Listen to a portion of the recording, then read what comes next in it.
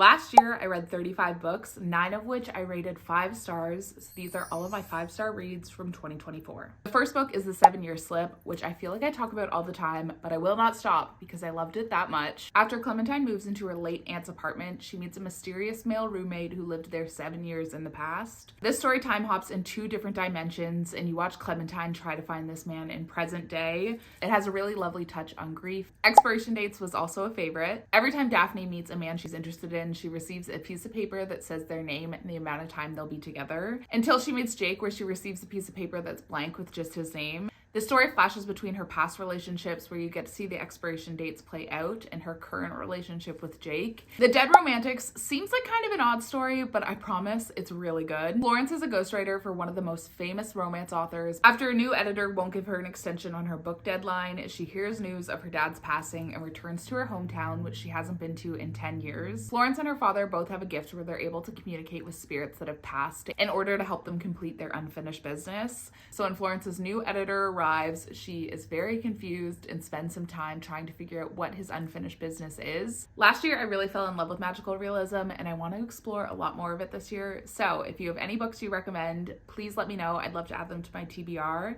and be sure to come back for part 2.